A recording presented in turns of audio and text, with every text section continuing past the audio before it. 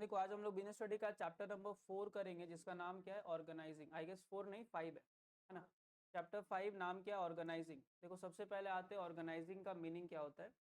Organising से पहले हम लोग को याद होगा कि हम लोग इसके पहले का जो चैप्टर है वो क्या पढ़े थे, प्लानिंग पढ़े थे। ऑर्गेनाइजिंग का मतलब क्या होता है, ऑर्गेनाइजिंग का काम है मैन, मटेरियल, मनी, इन तीनों को एक साथ ऐसे मिक्सअप करना ताकि बिजनेस अपना फंक्शनिंग अच्छे तरीके से कर पाए। क्योंकि प्लानिंग तक हम लोग सब कुछ सोच लेते हैं, है ना। ऑर्गेनाइजिंग का काम क्या है, ह्यूमंस को, मटेरियल को और पैसे को एक साथ क्या करना, कंबाइन करना। और ऑर्गेनाइजिंग करने का जो काम होता है वो किसका होता है, ओनर का, यानी कि मालिक का। एक मिनट, ठीक है। तो ऑर्गेनाइजिंग एग्जैक्टली क्या है, कॉम्बिनेशन ऑफ किसका, मैन, मटेरियल और मनी, है ना। अच्छा, एक और भी इसका प्रॉपर डेफिनेशन है, उसको भी जरा सुन लो। ऑर्गेनाइज करने का मतलब क्या, जैसे होता है ना कि इवेंट ऑर्गेनाइज करना, या मान ले कोई शादी ऑर्गेनाइज करना हो। ऑर्गेनाइजिंग करने में हम लोग क्या करते हैं, सबसे पहले देखते कौन कौन सा काम करना है मेरे को। पहले काम को आइडेंटिफाई कर लिया, फिर काम को ग्रुप कर देते। ग्रुप करने का मतलब जो सिमिलर काम है, जैसे मान ले बाजार से कुछ लाने का काम है तो उसको लाने वाले ग्रुप में कर दिया। कुछ बनाने का काम है तो बनाने वाले ग्रुप अलग कर दिए ना, डेकोरेशन का ग्रुप अलग कर दिए। तो सबसे पहले काम को आइडेंटिफाई करो, फिर उसको क्या करेंगे, ग्रुप। और ग्रुप कैसे करेंगे, बनाने वाले सारे काम को कहाँ पे रखेंगे, बनाने वाले में। डेकोरेशन वाले सारे काम को डेकोरेशन वाले में। तो सबसे पहले काम को आइडेंटिफाई करते हैं, पहचानते हैं क्या क्या काम करना है। फिर उसको क्या करते हैं हम लोग, ग्रुपिंग। ग्रुपिंग मतलब सिमिलर काम को सिमिलर हेड में। जैसे बिजनेस में परचेजिंग का काम एक डिपार्टमेंट को देते हैं, इसका नाम क्या है, परचेजिंग डिपार्टमेंट। सेल्स का काम देते हैं किसको, सेल्स डिपार्टमेंट को। उसके बाद डिफाइनिंग द रोल्स, अब काम वगैरह देने के बाद किसको किसका क्या काम करना है वो बता दिए। और इस्टेब्लिशमेंट ऑफ रिपोर्टिंग रिलेशनशिप मतलब क्या, अगर मान लो तुम काम नहीं कंप्लीट कर पाए तो कौन तुमको सुनाएगा, मैंने कोई तो तुमको बोलेगा काम क्यों नहीं किए, क्या नहीं हुआ, किसके पास रिपोर्ट करोगे, वो भी तुमको बता दिया जाएगा ऑर्गेनाइजिंग में, है ना। क्यों, मेन पर्पस क्या है, अचीव द ऑर्गेनाइजेशनल गोल। पूरा बुक में ही यही मिलेगा कि मेन पर्पस क्या है, टू अचीव द ऑर्गेनाइजेशनल गोल। सारा फंक्शन का वही है। अब यहां से समझो ऑर्गेनाइजिंग करने का स्टेप्स क्या क्या होता है। देखो सबसे पहले तो ऑर्गेनाइजिंग में आता है, ऑर्गेनाइजिंग का मतलब काम को क्या करना, आइडेंटिफाई करना, बंटवारा करना और सिमिलर हेड में दे देना, है ना। ऑर्गेनाइजिंग करने का स्टेप्स तो होगा, ऑर्गेनाइजिंग कैसे करोगे। अब तुम इससे पहले एक एग्जांपल समझो कि मान लो हम लोग को बर्थडे ऑर्गेनाइज करना है, तो क्या करेंगे इसके लिए।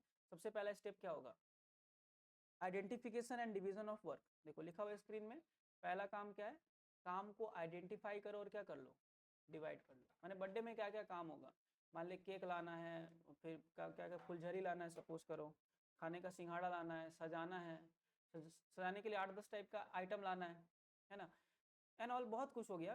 तो सबसे पहले काम को तुमको क्या करना पड़ेगा, आइडेंटिफाई। और आइडेंटिफाई करने के बाद सारे काम को क्या करेंगे, divide, division of work, breaking down the total work into the smaller manageable task. माने पूरा काम, माने बर्थडे मैनेज करने वाले काम को छोटे छोटे काम में क्या करेंगे, डिवाइड करेंगे। और डिवाइड करने के बाद क्या करना पड़ेगा, इनका डिपार्टमेंटेशन क्या करना पड़ेगा। इसका मतलब क्या है, देखो जैसे मान लो अगर हम एक सामान बनाते हैं, सपोज करो हम टीवी बनाते हैं, तो टीवी बनाने का पूरा मेरा काम हो गया, इसको ऑर्गेनाइज क्या करेंगे, एक डिपार्टमेंट करेंगे परचेजिंग का, जिसका काम क्या होगा, खरीद के लाएगा। एक होगा प्रोडक्शन का, उसका काम क्या होगा, बनाने का। एक होगा सेल का, उसका काम क्या होगा, बेचने का। एक होगा फाइनेंस का, उसका काम क्या होगा, पैसा को मैनेज करना। तो क्या किया, डिपार्टमेंटाइजेशन कर दिया, लेकिन किसके बेस में किए, फिलहाल अभी फंक्शन के बेस में। किसके बेस में, फंक्शन। तो डिपार्टमेंटाइजेशन दो तरीके का होता है, एक होता है फंक्शनल और एक होता है डिविजनल। क्या होता है फंक्शनल और, मीनिंग क्या है, फंक्शन का मतलब एक प्रोडक्ट बना रहे तो परचेज अलग हो गया, प्रोडक्शन अलग हो गया, सेल्स अलग हो गया और फाइनेंस। अगर मान लो टीवी के साथ साथ मोबाइल भी बना रहे, अगर टीवी और मोबाइल एक साथ बनाएंगे तो क्या करेंगे, टीवी का अलग, मोबाइल का, दैट इज कॉल्ड डिविजनल। क्या, जब प्रोडक्ट वाइज क्लासिफिकेशन करेंगे तो डिविजनल, और काम के वाइज करेंगे तो फंक्शनल, ठीक है। अच्छा, उसके बाद हमको क्या करना है, असाइनमेंट ऑफ ड्यूटीज। जैसे काम को डिपार्टमेंटाइजेशन कर दिए तो क्या करेंगे, सबको काम सौंप देंगे। काम सौंपने का मतलब क्या होता है, किसका क्या काम है वो दे दिए। और लास्ट का स्टेप क्या है, एस्टैब्लिशमेंट ऑफ रिपोर्टिंग रिलेशनशिप, इसका मतलब क्या होता है, एक clear chain of command establish कर देना, कौन किसके ऊपर काम करेगा और कौन किसके नीचे।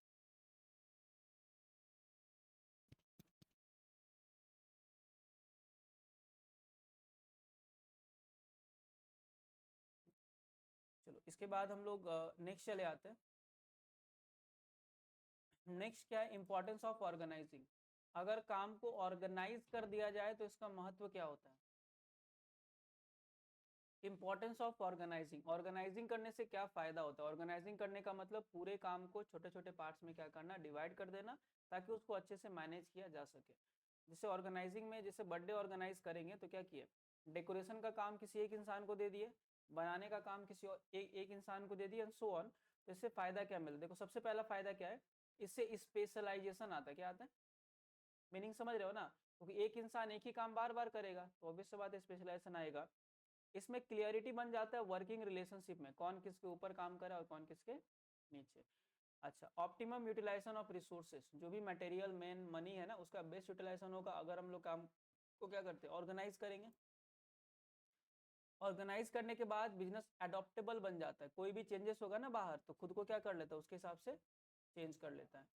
अच्छा, ऑर्गेनाइजिंग करने से ग्रोथ एंड एक्सपांसन होगा, क्यों, क्योंकि यहाँ पे एक रिलेशन बन जाता है किसका, रिपोर्टिंग वाला, कि कौन किसको रिपोर्ट करेगा। तो ऑटोमेटिक वहाँ थोड़ा डर बन जाता है कि काम नहीं करेंगे तो मेरे को रिपोर्ट करना पड़ेगा, तो अल्टीमेटली काम अच्छा होगा, ग्रोथ एंड एक्सपांसन होगा।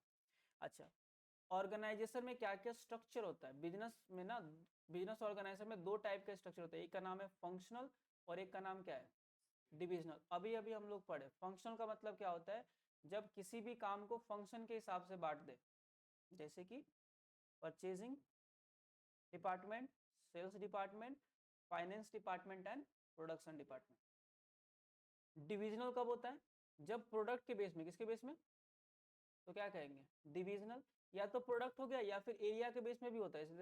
रेलवे में होता है, देखना south division, north division, south east, north east होता है ना, तो प्रोडक्ट या एरिया के बेस में करेंगे तो उसको हम क्या कहेंगे, डिविजनल स्ट्रक्चर। लेकिन याद रखना, अगर एक ही प्रोडक्ट बनाएगा तो फंक्शनल, और एक से ज्यादा प्रोडक्ट बनाएगा तो डिविजनल। अच्छा, डिलीगेशन ऑफ अथॉरिटी क्या होता है, जानते हो। डिलीगेशन मतलब क्या होता है, देना, सौंपना। डिलीगेशन ऑफ अथॉरिटी का मतलब होता है अपना पावर किसी और को देना, क्या करना, अपना पावर किसी और को देना, है ना। तो अपना पावर किसी और को दोगे तो पावर के साथ साथ तुमको क्या देना पड़ेगा, तीन चीज देना पड़ेगा। सबसे पहले पावर दो उसको, उसके साथ साथ उसको काम करने के लिए क्या देना पड़ेगा, रिस्पॉन्सिबिलिटी, और लास्ट में ऑटोमेटिकली क्या क्रिएट हो जाएगा, अकाउंटेबिलिटी। अगर नहीं समझे तो ध्यान से सुनो। डिलीगेशन का मतलब क्या हुआ, मान लो कि हम तुमको पावर दिए कि तुम डिसीजन ले सकते हो, या मान लो तुमको दिए कि ये लो 100 रुपया, माने मेरा 100 रुपये का पावर हम किसको दे दिए, तुमको। बट सिर्फ पावर देने से थोड़ी कुछ होता है। अब 100 रुपये का तुमको क्या देंगे, हम काम भी तो देंगे कि जाओ मार्केट से आलू खरीद करके लाना, 100 रुपये का। ऑटोमेटिकली जैसे हम उसको पावर दे दिए ना और काम भी दे दिए, ऑटोमेटिकली रिपोर्टिंग रिलेशनशिप बन गया कि अगर वो काम नहीं करेगी तो किसको रिपोर्ट करेगी, मेरे को, या हम उसको सुनाएंगे काम क्यों नहीं किया। तो डिलीगेशन का तीन एलिमेंट होता है, ऑथोरिटी, रिस्पॉन्सिबिलिटी और कौन सा, अकाउंटेबिलिटी। बेनिफिट क्या होता है काम को डिलीगेट करने के लिए, हम अगर अपना पावर उसको दिए, मेरा काम हम उसको दे दिए तो मेरा वर्कलोड क्या हो जाएगा, घटेगा। उसका भी तो डेवलपमेंट होगा क्योंकि वो भी तो कुछ ना कुछ सीखेगी, और उसका एफिशिएंसी भी क्या होगा, बढ़ेगा, है ना। अच्छा, डिसेंट्रलाइजेशन का नाम सुने हो, सारा डिसीजन मेकिंग पावर क्या करना, बांट देना। चैप्टर 1 नहीं पढ़ते, सेंट्रलाइजेशन और कौन सा, डिसेंट्रलाइजेशन। तो डिसेंट्रलाइजेशन का मतलब क्या होता है, systematic delegation of authority to the lower level. Systematically सभी को पावर बांट देना इज कॉल्ड डिसेंट्रलाइजेशन। और डिसेंट्रलाइजेशन और डिलीगेशन में क्या अंतर है, delegation is individual, decentralisation is organisational. Delegation माने एक जन को पावर देना, और डिसेंट्रलाइजेशन का माने क्या होता है, सबको पावर इक्वली बांट देना। ठीक है, तो ओवरऑल इस चैप्टर का समरी था। इसके बाद हम लोग इसका कुछ क्वेश्चन आंसर्स करेंगे। देखो इसका सबसे पहला जो क्वेश्चन है ना, पहला क्वेश्चन है डिफाइन ऑर्गेनाइजिंग। ऑर्गेनाइजिंग क्या होता है, organizing is defined as a process that initiate implementing of plan. Organizing का काम क्या है, प्लान को लागू करना, क्या करना, प्लान को लागू करना। इसमें करते क्या है, बाय क्लियरिफाइंग जॉब, किसका क्या काम है वो बता दिए, वर्किंग रिलेशनशिप बता दिए, है ना। और इफेक्टिवली क्या किया, डिप्लॉइंग के रिसोर्स को for attainment of identifying and desired result. ठीक है। अगर तुम चाहो तो वो पुराना जो डेफिनेशन है उसको भी याद कर सकते हो। तो यहाँ पे ये जो डेफिनेशन है ना, चाहे तो हम पुराना वाला वो पहले का जो था ना, ऑर्गेनाइजिंग रेफर्स टू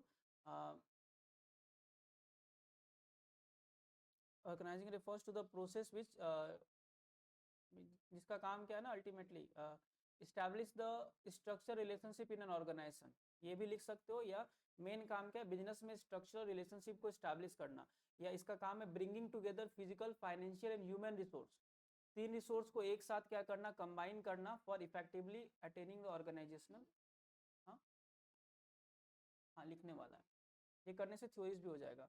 ऑर्गेनाइजिंग में क्या क्या स्टेप्स होता है बताओ। सबसे पहला स्टेप क्या है, काम को आइडेंटिफाई करना और क्या करना, डिवाइड।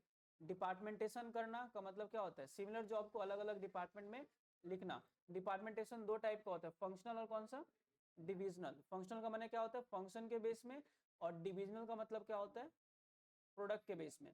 असाइनमेंट ऑफ ड्यूटीज माने काम सौंपना, तो ऑटोमेटिकली वहां पे कौन सा रिलेशन बन जाएगा, रिपोर्टिंग रिलेशनशिप। अच्छा, डिलीगेशन का क्या क्या एलिमेंट है, डिलीगेशन मतलब बताए थे ना, dilution of power to the lower level, power को लोअर लेवल में बांट देना। तो इसका तीन एलिमेंट होता है। पहला क्या होता है, ऑथोरिटी। ऑथोरिटी का मतलब जानते हो, power to take the decision, क्या डिसीजन लेने का अधिकार। It refers to the right of an individual to command his subordinate and take action within the scope of his position. ये भी कह सकते हो कि ऑथोरिटी का मतलब क्या होता है, दूसरे को कमांड देने का अधिकार, इसको ऑथोरिटी। अच्छा, ऑथोरिटी पहले देना पड़ेगा, उसके बाद क्या देना पड़ेगा, उसका काम। काम का मतलब क्या होता है, responsibility, that is obligation of subordinate to properly perform the assigned duty. जैसे तुमको पावर दे दिए, पावर के साथ साथ क्या देना पड़ेगा तुमको, काम। और एक बात याद रखना, ऑथोरिटी एंड रिस्पॉन्सिबिलिटी दोनों के बीच में क्या होना चाहिए, बैलेंस। क्या होना चाहिए, दोनों सेम होना चाहिए। अच्छा, पावर कहाँ से कहाँ फ्लो होता है, ऊपर से नीचे कि नीचे से ऊपर। पावर सबसे ज्यादा ऊपर होता है, फिर नीचे, फिर नीचे। और रिस्पॉन्सिबिलिटी क्या होता है, उल्टा, अपवर्ड फ्लो होता है। कैसे होता है, अपवर्ड। और ये कैसे होता है, डाउनवर्ड, है ना। दोनों को देखो हाईलाइट किया, अपवर्ड और कौन सा, डाउनवर्ड। अच्छा, रिस्पॉन्स अकाउंटेबिलिटी क्या होता है, अकाउंटेबिलिटी का मतलब क्या होता है कि इम्प्लाइज हु इज आंसरेबल, कौन आंसर, कौन जवाबदेही होगा। और अकाउंटेबिलिटी कभी भी फ्लो नहीं करता है, क्या करता है, फ्लो। अगर तुम ना काम नहीं किया तो हम सुनाएंगे, और हमको जो काम दिया गया वो हमको सुनाएगा, ठीक है। अकाउंटेबिलिटी कभी भी फ्लो नहीं करता है ना। यहाँ कहीं लिखा होगा, it can not be delegated and flow upward, ये तो डिलीगेट ना होता है और ना ही ये फ्लो होगा।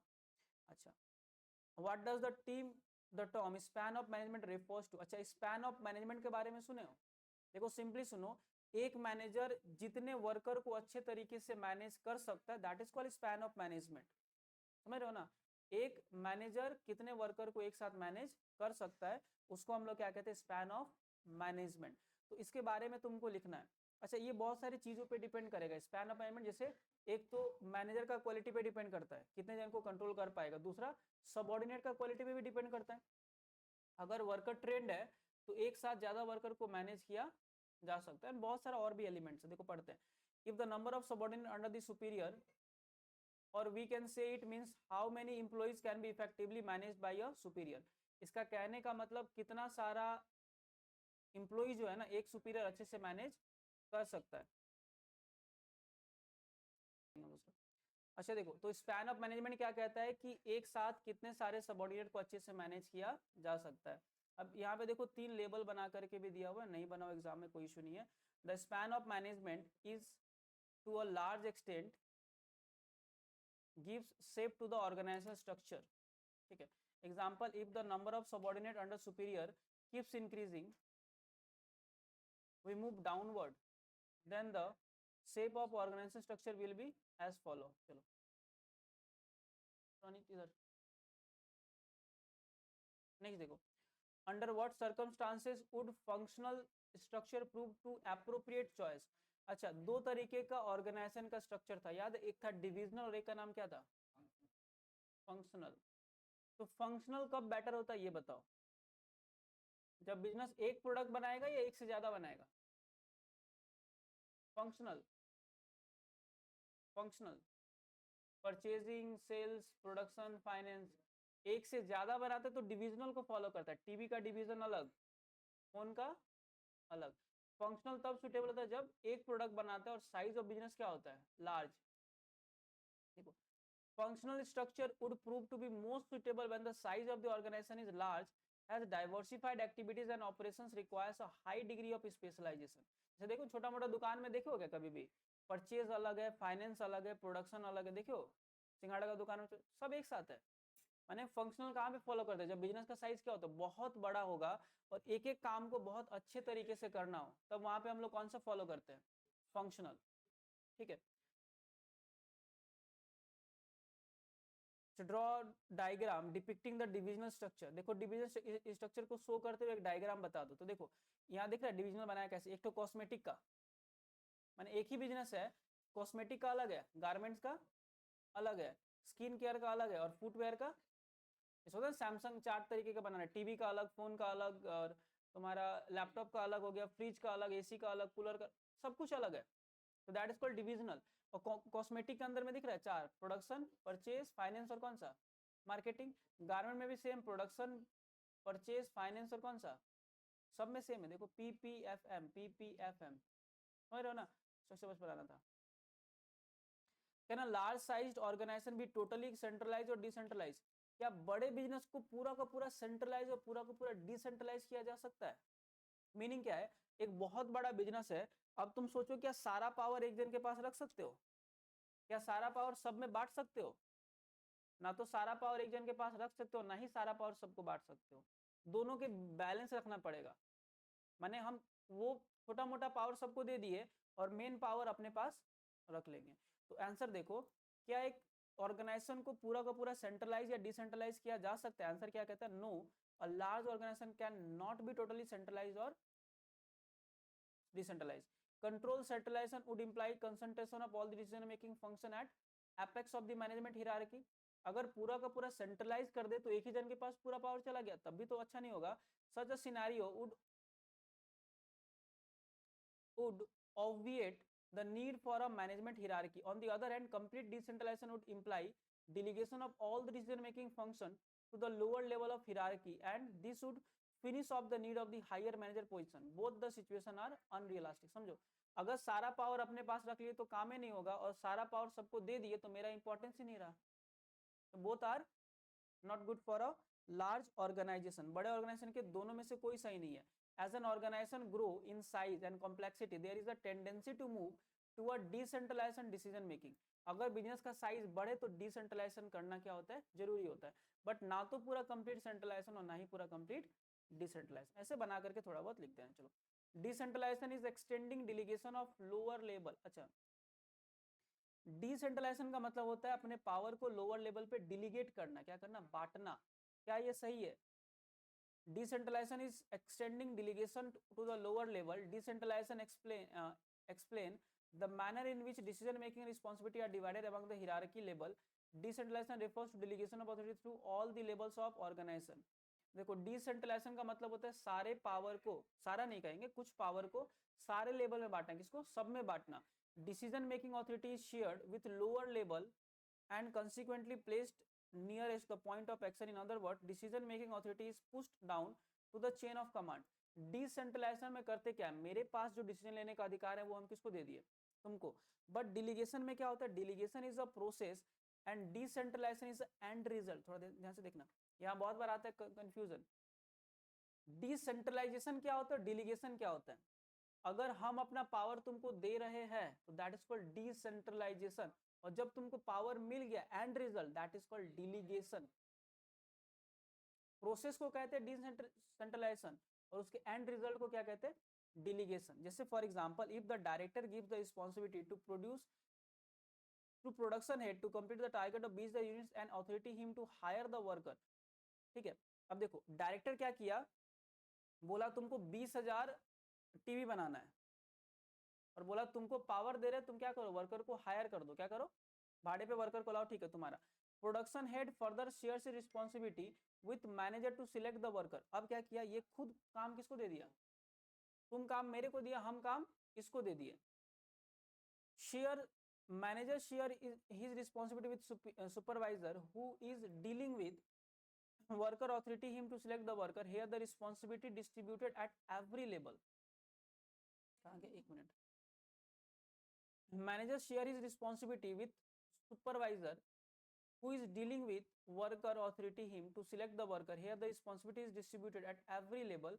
That is why we say systematic delegation leads to decentralization. तो देखो यहाँ पे जो है ना, जो तुम्हारा मैनेजर जो पावर दिया, जो सबसे ऊपर में था डायरेक्टर, वो जो दिया तो उसको कहते हैं डिसेंट्रलाइजेशन, और उसके बाद शेयर होते गया, that is called delegation. First time decentralisation और एंड रिजल्ट क्या कहते हैं, डिलीगेशन. देखो लॉन्ग क्वेश्चंस में कुछ एक बार क्वेश्चन समझ लेते हैं हम लोग. Why is delegation consider essential for effective organisation? Business को अच्छे तरीके से चलाने के लिए डिलीगेशन करना, अपना पावर किसी और को देना क्यों जरूरी है? क्योंकि पावर किसी और को देंगे तो मैनेजमेंट क्या होगा, अच्छा होगा कि खराब होगा, है ना? क्योंकि तुम हर चीज तो मैनेज नहीं कर सकते हो, और पावर दोगे तो वर्कर का भी क्या होगा, डेवलपमेंट, क्योंकि वर्कर खुद के हिसाब से करेगा. वर्कर मोटिवेट भी होगा, क्यों? क्योंकि वो समझेगा मेरा भी कुछ इंपॉर्टेंस है, मेरे को पावर दिया गया. अच्छा, ग्रोथ होगा बिजनेस का, क्योंकि सारा चीज अगर तुम सोचोगे खुद मैनेज कर लोगे तो बिजनेस ही नहीं चलेगा. अच्छा, डिलीगेशन से क्या होता है, बिजनेस का हिरार्की बनता है. हिरार्की मतलब क्या होता है, किसके पास पावर कम है, किसके पास ज्यादा है, फिर कम है, फिर कम है, समझ रहे हो ना? तो ये हिरार्की मतलब क्या होता है, वन अबव वन कहते हैं. तो ये कहाँ से बनता है, डिलीगेशन से बनता है. सर तालमेल बैठाना पॉसिबल है, हाँ या ना, डिलीगेशन करने के बाद पॉसिबल है ना. अच्छा, what is division structure, discuss the advantage and limitation. देखो पहले समझो डिवीजन स्ट्रक्चर का मतलब क्या होता है. जब पूरे बिजनेस को प्रोडक्ट के हिसाब से बांट दे, किसके हिसाब से, या सैमसंग देखना बटा हुआ है, टीवी का अलग, फोन का अलग, तो दैट इज कॉल्ड कौन सा, डिवीजन स्ट्रक्चर. कौन सा, division. So a division structure comprise of separate business unit और division. each unit has a division manager responsibility for performing and has authority to over the unit. generally manpower is group. ठीक है, यहाँ तक लिख सकते हो. Divisional structure का मतलब क्या होता है, हर प्रोडक्ट के लिए अलग अलग क्या होना, यूनिट होना, यानी कि हेड होना. तो अगर हम लोग डिवीजन स्ट्रक्चर को फॉलो करें, मैंने जैसे सैमसंग कंपनी का एग्जांपल समझना, वो उसका टीवी का अलग है और फोन का अलग है. तो पहले फायदे का बात करते हैं. फायदा क्या होगा, देखो कहाँ गया, मेरिट्स. मेरिट्स के बारे में बात किया गया. फायदा क्या है, पहला स्किल डेवलपमेंट होगा, टीवी भी अच्छा से बनेगा और फोन भी. अकाउंटेबिलिटी क्रिएट होगा, क्यों? क्योंकि टीवी खराब बनेगा तो टीवी वाले को डांटेंगे, और फोन खराब होगा तो फोन वाले को. अच्छा, डिसीजन स्पीड होगा ना, स्लो होगा. दो ठो अलग अलग कर दी तो डिसीजन क्या होता है, और जितना छोटा पार्टीशन होता है डिसीजन उतना ही क्या होता है, जल्दी होता है. अच्छा, फैसिलिटेट, इससे एक्सपांशन और ग्रोथ होगा, हाँ कि ना? टीवी वाला अच्छा से बनाएगा और वो. अच्छा, इसमें नुकसान होता है क्या, सैमसंग का अलग, टीवी का अलग, तो दोनों कंपटीशन में लग जाएगा. अपने वाले को अच्छा करने के चलते दूसरे वाले को क्या कर देगा, खराब. तो कंफ्लिक्ट आएगा. इससे कॉस्ट क्या होगा, ज्यादा कि कम? समझो टीवी तुम अलग जगह बना रहे हो, फोन अलग जगह बना रहे हो, तो कॉस्ट ऑब्वियसली क्या होगा, अलग अलग बिल्डिंग, लैंड एंड ऑल लेना पड़ेगा. अच्छा, इससे बिजनेस का ओवरऑल गोल क्या होता है, इग्नोर होता है, क्यों? क्योंकि टीवी वाला सिर्फ अपने बारे में सोचेगा और फोन वाला सिर्फ अपने बारे में, है ना. अच्छा, इससे वर्कर में इनिशिएटिव, तो फायदे में आ गया, और बस यहीं पे खत्म था, और ओवरऑल गोल से खत्म. अच्छा, डिसेंट्रलाइजेशन क्या ऑप्शनल पॉलिसी है? क्या डिसेंट्रलाइजेशन ऑप्शन का मतलब डिसेंट्रलाइजेशन कर भी सकते हो और ऑप्शनल नहीं होता, ऑब्वियस बात है. जैसे बिजनेस का साइज बढ़ेगा ना, डिसेंट्रलाइजेशन करना वहां पे क्या होता है, जरूरी होता है. So decentralisation is much more than mere transfer of authority to the lower level of management hierarchy. It's importance can be understood from the following points. ठीक है, डिसेंट्रलाइजेशन जो है ना बहुत ही जरूरी है. इसका मतलब सिर्फ पावर को ही डिवाइड नहीं करना होता है, इसके अलावा इसका फायदा क्या होता है, डिसेंट्रलाइजेशन करने से क्या होता है, वर्कर का डेवलपमेंट होगा, मैनेजर का टैलेंट बढ़ेगा, हाँ कि ना? हम छोटा मोटा काम दे दिया, अपना अलग काम में फोकस कर दिया हम थोड़ा, है ना. डिसीजन क्या होगा, डिसेंट्रलाइजेशन करने से डिसीजन जल्दी होगा ना, स्लो होगा? तुमको पावर दे दिए, खुद लो डिसीजन, तो डिसीजन क्या होगा, थोड़ा स्पीड होगा. अच्छा, डिसेंट्रलाइजेशन करने के बाद जो टॉप लेवल, माने मेरा जो बर्डन है वो बढ़ेगा या घटेगा? हम तो पावर तुमको दे दिए, तुम डिसीजन लो, तो मेरा बर्डन घट गया. बिजनेस का ग्रोथ होगा, हाँ या ना? होगा. कंट्रोल बेटर होगा, क्योंकि सबको पावर सबका दे दिए, सबको अपना अपना क्या करेगा, कंट्रोल करेगा.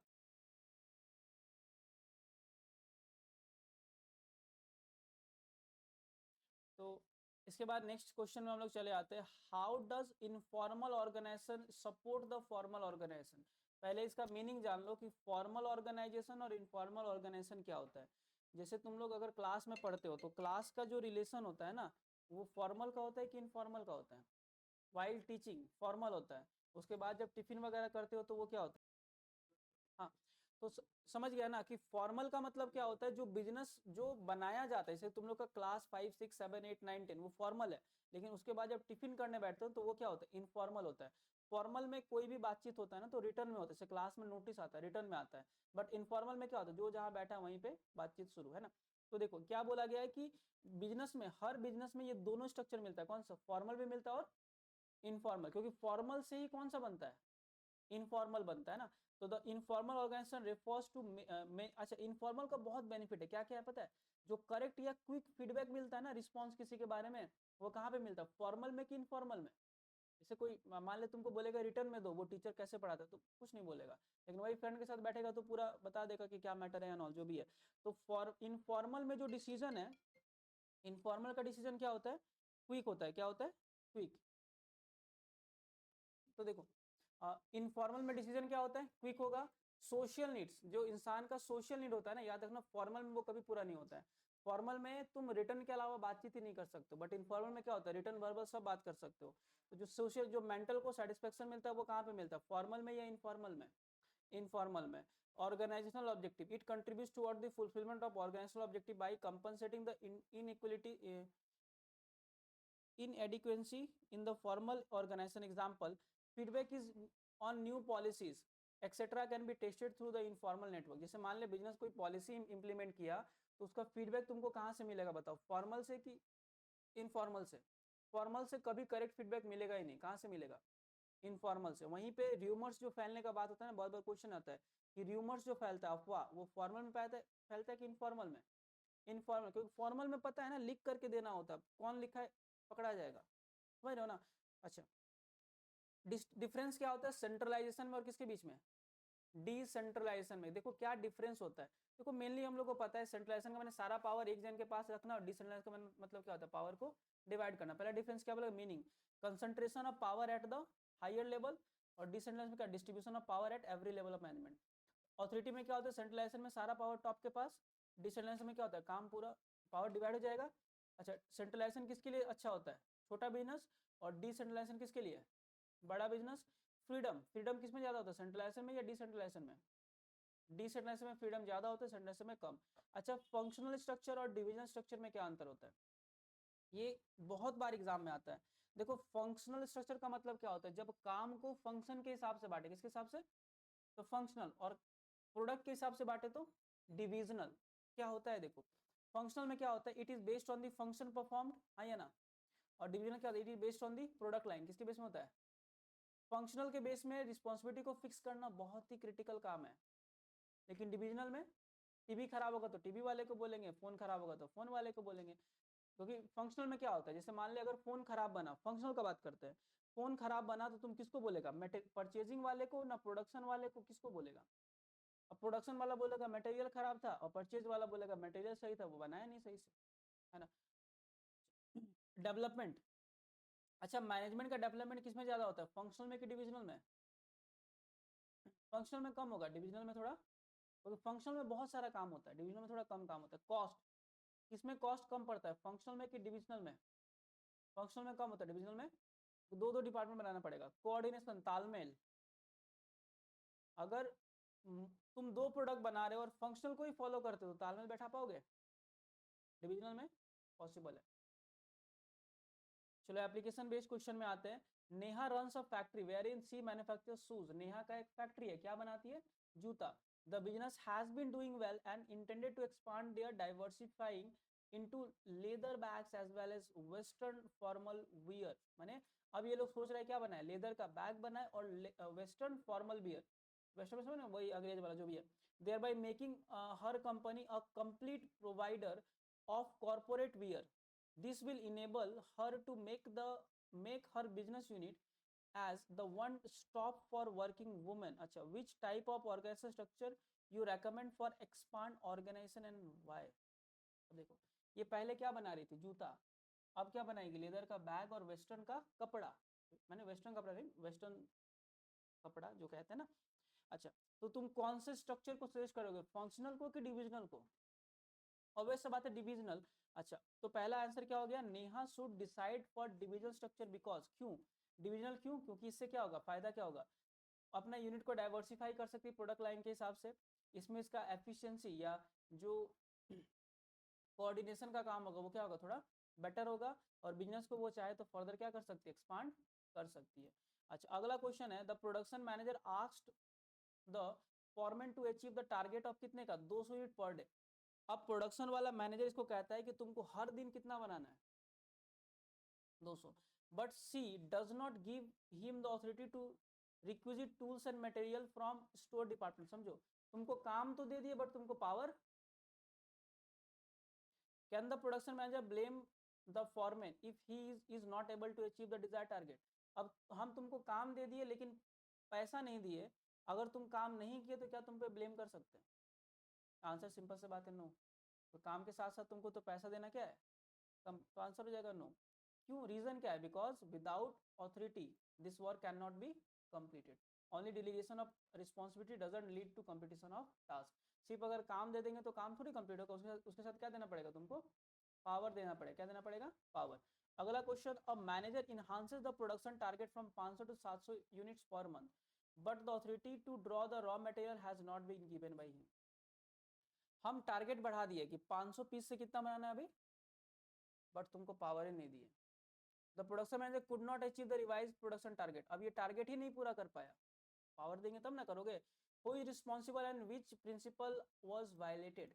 कौन रिस्पॉन्सिबल है और कौन से प्रिंसिपल को फॉलो नहीं किए। देखो, पहला बात, कौन रिस्पॉन्सिबल है काम को नहीं कंप्लीट होने के चलते, मैनेजर या वर्कर? मैनेजर, क्योंकि वो काम देने के बाद पावर ही नहीं दिया। अच्छा, कौन से प्रिंसिपल को फॉलो नहीं किया गया? प्योल का प्रिंसिपल पढ़े तो, ऑथोरिटी एंड रिस्पॉन्सिबिलिटी दोनों हमेशा क्या होने चाहिए, सेम, याद है ना। ऑथोरिटी और रिस्पॉन्सिबिलिटी हमेशा क्या होना चाहिए, सेम। तो वही प्रिंसिपल को वायलेट किया गया यहाँ पे, है ना। अगला question, a company has its registered office in Delhi. अब कंपनी का हेड ऑफिस कहाँ पर है, Delhi. Manufacturing unit in Gurgaon. अच्छा, लेकिन बनाता कहाँ पे है सामान में, गुड़गांव में, और मार्केटिंग एंड सेल्स डिपार्टमेंट कहाँ पे है, फरीदाबाद। सब अलग अलग जगह है।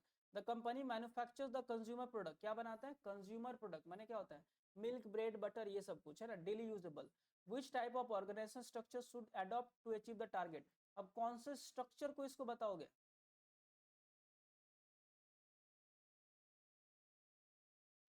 देखो, ये कंज्यूमर प्रोडक्ट ही बनाता है, दो टाइप का प्रोडक्ट थोड़ी बना रहा है। जब दिख रहा है तुमको एक प्रोडक्ट बना तो फंक्शनल कहेंगे, सिंपल सा बात है। तो so as a company is performing separate function in separate area, it would suggest क्या, फंक्शनल को ले लो। क्यों, the service of expert are common to all the product, it will economise in no duplication task जो भी है, और यहाँ पे स्पैन ऑफ मैनेजमेंट भी क्या होगा, बेटर होगा। केस स्टडी बेस्ड क्वेश्चन क्या कहता है, देखो पहला, a company which manufactures the popular brand of toy has been enjoying good market reputation। एक कंपनी खिलौना बनाता है, उसका मार्केट का रेपुटेशन बहुत अच्छा है। It has a functional organisation structure. कौन सा स्ट्रक्चर है, functional, with a separate department for production, marketing, finance, माने फंक्शनल को फॉलो करता है, सबका अलग अलग है। Lately to use its brand name and also to cash on new business opportunity, it thinking to diverse the manufacturing of new range of electronic toys for which new market is emerging। अच्छा, एक normal toy बनाता है, अब चाहता है कि क्या बनाए, इलेक्ट्रॉनिक टॉय बनाए नए मार्केट के लिए। तो क्वेश्चन पूछता है, prepare a report regarding organisation structure giving reason with regard to benefit to the company will derive from the steps taken. माने कौन से स्ट्रक्चर को इसको सजेस्ट करोगे, बताओ।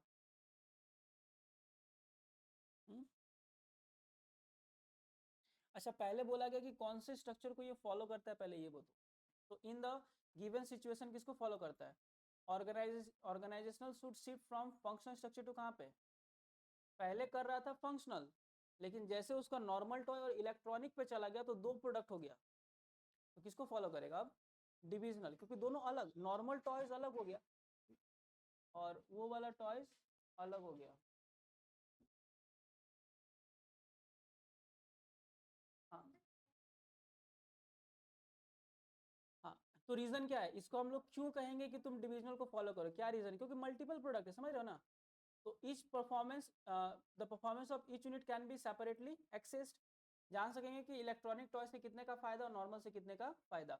न्यू प्रोडक्ट लाइन ऐड कर सकते हैं आराम से, एग्जिस्टिंग वाले को डिस्टर्ब नहीं होगा। डिसीजन क्या होगा, फास्टर। अल्टीमेटली जब तुम कह देना कि डिविजनल बेटर होगा तो डिविजनल का ही फायदा लिख देना यहाँ पे, ठीक है। चलो अगला क्वेश्चन कहता है, a company manufacturing sewing machine, क्या बना है, सिलाई मशीन बना रहा है, 1945 में स्टैब्लिश हुआ था by the British promoter, follow the formal organisation culture in totality, it facing a lot of problem in delay in decision making. As a result, it is not able to adapt the changing business environment. It works force is also not motivated since they cannot vent their grievances except through the formal channels, which involves red tape. Employees turnover is high. Its market sharing is also claiming declining due to change in the circumstances and business environment. देखो overall बोला गया कि ये पुराने जमाने का British जमाने का कंपनी था और ऐसा स्ट्रक्चर फॉर्मल स्ट्रक्चर बनाया गया, कौन सा, फॉर्मल। अब कंपनी चेंज भी नहीं कर पा रहा है, डिसीजन भी जल्दी नहीं ले पा रहा है और कंपनी का मार्केट में शेयर भी क्या हो रहा है, डाउन हो रहा है। क्वेश्चन कहता है, क्वेश्चन कहता है you are to advise the company with regard to change, it should bring about the organisational structure to overcome the problem faced by it. अब ये प्रॉब्लम को सॉल्व करने के लिए क्या क्या चेंजेस करना चाहिए इसको, give reason in terms of benefit it will derive from the changes suggested by you, in which sector can the company diversified keeping in mind the decline market for the product the company, जो भी है। अच्छा, तो ultimately तुमको reason देना, इसको solve कैसे किया जाए प्रॉब्लम्स को। तो पहला, to overcome the limitation of formal organisation the manager should encourage worker to interact and social, माने फॉर्मल को से बचने के लिए इसको इनफॉर्मल अप्लाई करो। फॉर्मल तो है ना, और वर्कर को बोलो कि तुम लोग ऐसे भी कम्युनिकेट करो, तो नॉर्मल कम्युनिकेट करने का मतलब इनफॉर्मल, तो फॉर्मल है उसको क्या क्रिएट कर दो, इनफॉर्मल। तो पहला मेंटली जो था वो भी सॉल्व हो गया। दूसरा, the net result will be more satisfied. अच्छा, the management should try to decentralise organisation structure, हाँ कि ना। डिसीजन क्या हो रहा है, फास्ट या स्लो, पहले क्या हो रहा था, स्लो, तो डिसेंट्रलाइज कर दो, फास्ट होने लगेगा। और प्रॉब्लम क्या था, suggested area business can diversified. अच्छा, अब ये कौन सा एरियाज में अपना सामान खोल सकता है, पहले ये क्या बना रहा था, मशीन बना रहा था, तो मशीन के अलावा अब क्या बना सकता है बता दो, तो कुछ नाम लिख दो। मशीनरीज बना सकता है, लाइक बूटिंग यूनिट्स, जो भी है, ये अलग अलग किसका है, सिलाई मशीन का ही है ना। चलो और एक क्वेश्चन इसको कर लेते हैं। A company X limited manufacturing cosmetic, क्या बनाते हैं, कॉस्मेटिक, जानते होगे, which has enjoyed the pre-eminent position in the business has grown in size. Its business was very good in 1991 में, बहुत अच्छा था, but after that new liberalization environment has entry the many MNCs in the sector। याद है ना 1991 में new economic policy आया था, एलपीजी लिबरलाइजेशन, प्राइवेटाइजेशन और कौन सा, ग्लोबलाइजेशन। तो नया इंडस्ट्री, अब कंपटीशन बढ़ गया, with the result the market share of x limited क्या हो गया, मैंने पहले अच्छा चल रहा था, जैसे 1991 आया, मार्केट क्या हो गया, पूरा का पूरा डाउन, क्योंकि फॉरेन जो ट्रेडर था वो भी आ गया कहाँ पे, इंडिया में। The company had follow the very centralised business model with director and divisional head making even minor decision before 1991। This business model had solved the company very well and consumer has no choice, but now the company is under pressure to reform। Question पूछता है, देखो question कहता है what organizational structure change should be company bring about order to retain in the market share। अच्छा, कौन से organisational structure को इसको करना चाहिए था, अभी फिलहाल सेंट्रलाइज पर है, तो क्या करना चाहिए, इसको डिसेंट्रलाइज कर लो, खत्म बात, पहला। दूसरा, how will the change suggest, अच्छा इन ऑर्डर टू, अच्छा मार्केट में रहने के लिए क्या चेंजेस करना है, और इस चेंजेस का how will the changes suggested by you है, इससे फायदा क्या होगा, keep in mind that the sector in which the company is FMCG. ये क्या है, देखो आंसर क्या कहता है, the company X limited is working in centralised way which is not giving enough time to the higher official to think better policies strategies and handle the changes in the changing environment. ये company क्या है, centralised है, इसलिए change नहीं कर पा रहा है। द कंपनी शुड दस गेट डिसेंट्रलाइज, मैंने पहले क्या बोला गया, सबसे पहला सेशन, कंपनी को क्या करना चाहिए, डिसेंट्रलाइज, 2 मिनट, डिसेंट्रलाइज कर लो, so that the routine type of the work involving minor decision can be looked after by the lower level. तो छोटा मोटा कौन कर लेगा, लोअर वाला कर लेगा। This will give us some save more time for directors and divisional head to plan strategy to fight with competition. अब इससे क्या होगा, डिसेंट्रलाइज करेगा ना, तो मैनेजर को टाइम मिलेगा, वो आराम से कंपटीशन को फेस करने के लिए प्लानिंग बना सकता है ना। तो इस टाइप में कुछ आंसर खुद से फ्रेम करना पड़ता है ना, आराम से फ्रेम करके एग्जाम में लिख सकते हो।